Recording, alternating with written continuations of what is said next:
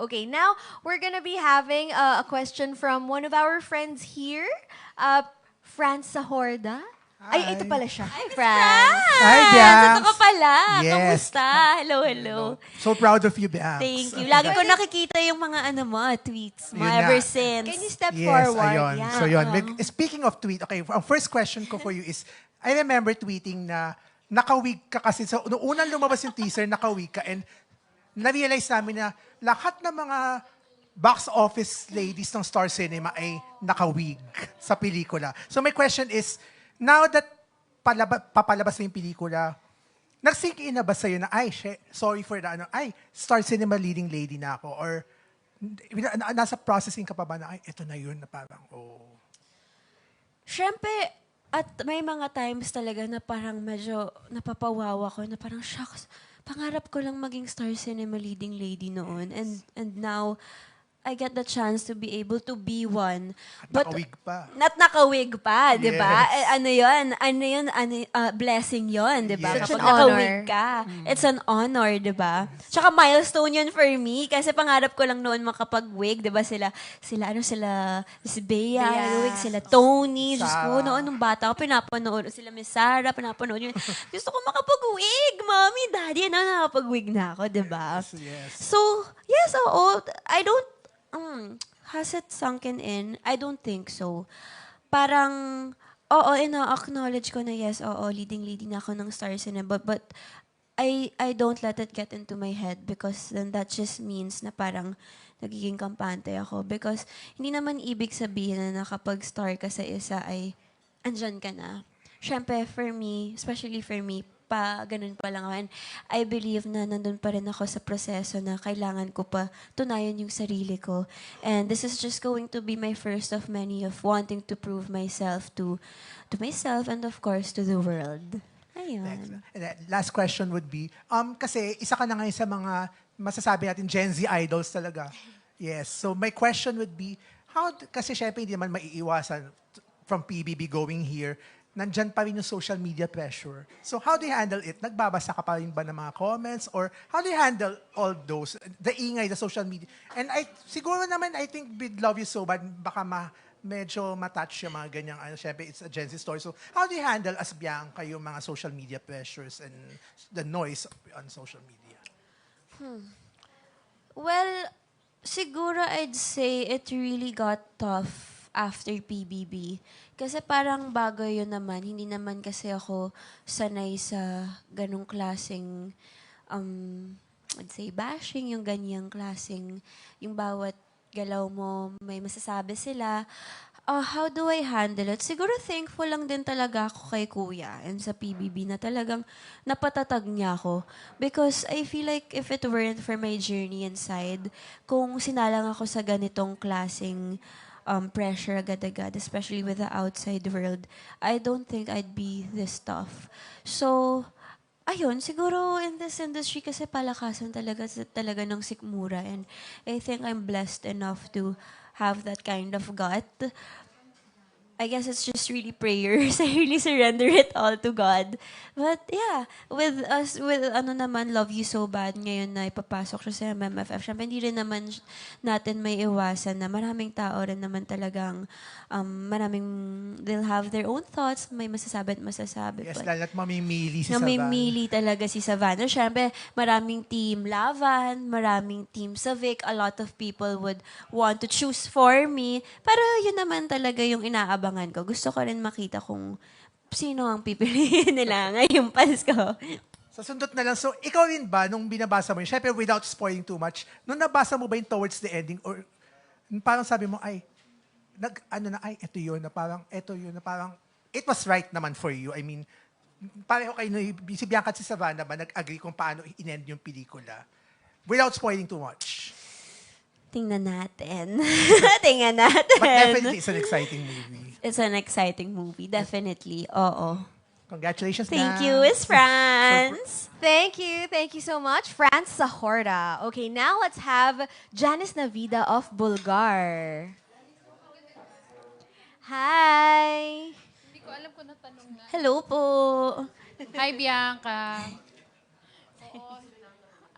Sasabihin daw ni Bix ko na tanong na. Sorry. Pero Bianc, so, in connection with your movie, ikaw ba may nasabihan ka ng love you so bad? Natanong na ba, Bix? Na, love you so bad. Ay, Sinasabi ba ng mga Gen Z? Love you so bad. Love you so bad. Oo, sa movie. Abangan nyo. pero in real life, ayan. In real life, oo, si kuya, my family, my friends, syempre, natural naman para sa atin ang magmahal bilang isang tao. So yes, I'd definitely say oo. So anong share mo dun sa experience na yon? Bakit mo nasabi yung ganon? Gaano ka-deep yung love? Wala ko kasi, nakaka-relate ako kay Savannah in a way na pag nagmahal ako, talagang I'll give my 100% self. So, bakit ko yun nasasabi? I guess not just, with everyone in general that grows close to my heart, with everyone that I work with my friends, with my family. When I love. So, walang rason kung bakit. I just do it kahit na minsan masakit, kahit na minsan, syempre, hindi mo sure kung ano yung outcome. Gagawin mo siya because gusto mo and susugol ka talaga. Pero hindi ka pa naman umabot sa point na crazy in love.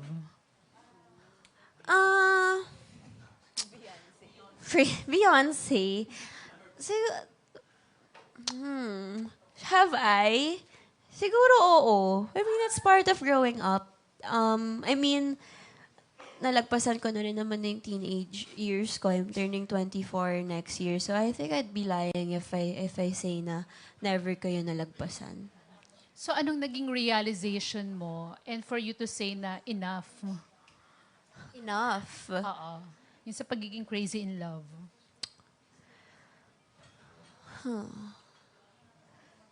Siguro nung medyo parang naramdaman ko na nawawala na ako sa sarili ko when I realized na wala nang natitira para sa akin. Ako ang ko dyan, ang masasabi ko na lang dyan, panoorin niyo yung Love You So Bad. Marami kayong mapipick up dyan. Pero Bianc, dito sa movie, kasi syempre, love triangle, di ba? And yun nga yung love triangle nyo, talagang piniplay up. So ikaw ba, naa-affect ka ba dun sa pressure ng fans na kung sino yung pipiliin nila, gusto nila para sa'yo? Yung ganun, nako-consider mo ba yon? Syempre lahat naman may kanya-kanyang preference. Napapressure ba ako? Hindi naman ako napapressure mamili because I don't think I'm in that state of mind to choose rin at this moment because right now I think everyone is aware naman and I'm sure everyone knows na pinipili ko talaga yung career ko and parang love, it will come soon. So I don't think I'm pressured na parang sa personal life ko, gusto nila piliin ko to, gusto nila piliin ko. Ito, wala pa. Kasi I know I can make my own decisions myself. Pero yung pagmamahal nila para sa aming tatlo, I'm more than grateful for that and ina-acknowledge ko yun ng buong puso. Okay, so far naman, wala pa bang mas matimbang? Yun na. Wala pa. Wala naman. Okay, good luck sa Thank movie. you. Thank you. Thank you, Miss Janice Navida of Bulgar. Always asking the spiciest questions. Excited ako lagi pag si Miss Janice Navida. Yes, pero alam mo, totoo rin, kapag, yun nga sabi mo nga, kapag teenage years, lalo na, mapupusok talaga di ba? Passionate, yun yung pinaka-passionate time in our lives. So, thank you for being brave enough to admit na, oo naman, nabaliw na tayo sa pag-ibig, di ba? Kasi nga, normal naman yun. Okay, now let's go to our next question. Ito naman tungkol sa pagka-Gen Z. Kanina nga nabanggit na ni Franz, di ba, na Gen Z relationship ito. So this is from Pauline Pascual of Daily Tribune. Do you think Love You So Bad reflects how Gen Z navigates relationships today? Oo naman. Parang feeling ko, isa naman yun sa mga goals ng movie namin. Kasi gusto talaga namin gusto namin we wanted to be able to touch into the hearts of the Gen Zs and of course to the other generations as well na this is how we love. Ganito kami and ganito yung journey namin. It's not perfect, hindi siya smooth sailing, but it's a journey worth watching. It's a journey worth accepting. So, manood po mga Gen Z at kahit yung mga hindi Gen Z na gustong maintindihan kung ano pang nangyayari sa relationships ng Gen Z. Ito naman sabi ni Pauline Pascual, part of Daily Tribune, if you could give advice to your character about love, what would you say? O sige, ano ang message mo kay Savannah? Kay Savannah, siguro ngayon, marami akong gustong sabihin sa kanya, pero as of now, About love daw. Advice about love. so just keep doing you. You're not wrong for having a heart as big as yours. It's not your fault na ganyan ka magmahal. Yun lang. Oh, sana may mga nagsasabi rin sa atin yan, no? In real life, di ba? It's not your fault. Wow. Okay, ngayon naman, let's call on our next friend, Ken Quinto of Circle of Stars. Hi, Bianca. Hello po. Congrats sa movie. Kanina Ay, nabanggit Ken, mo na... sorry, pwedeng step forward daw. Sa ilaw ka yan. Kanina nabanggit mo na para nakarelate ka dun sa character mo. Does it mean ba na nakaka-relate ka na rin dun sa mga tao na yung nagmamahal ng dalawa? As myself, Mm. I wouldn't be able to speak for myself right now because honestly, yung utak at puso ko na kay Savannah pa. So I can answer for Savannah. Yes. Oo, for Savannah. Sa ibang tao? Kung sa ibang tao. Kung sa ibang tao, kung naka-experience na sila ng ganon, I'm sure, oo, hindi naman siya bago. Siyempre lahat naman tayo parang or most of us nakaka-experience ng parang we all experience being in that situation wherein we are torn. Hindi natin alam kung ano yung mas matimbang sa puso natin. So, yeah, I'm sure. And I'm sure madaming makaka-relate din dito sa movie na to. And dito sa movie, hindi ka ba parang may takot na yung mga fans nagkakaroon ng comparison or may mas pinipili, ganun? Nang takot? Siguro no. Hindi. Because kampante rin naman ako sa fact na yung dalawang boys, meron silang sarili nilang magic. Kumbaga, si Will, he can bring this much to the table and Dustin can also bring just as much into the table. Kumbaga, magkaiba sila ng spice. So, whatever the fans love about them, they're loved for a reason. And, yeah, okay. Sa hindi ka ba, ano yung nararamdaman mo kapag yung fans ng dalawa nag-aaway? Siyempre may pain din sa part ko. Kasi kung ako lang rin naman yung papapiliin ko, gusto ko siyempre happy family tayo. Pero, di ba, hindi naman perfect yung mundo.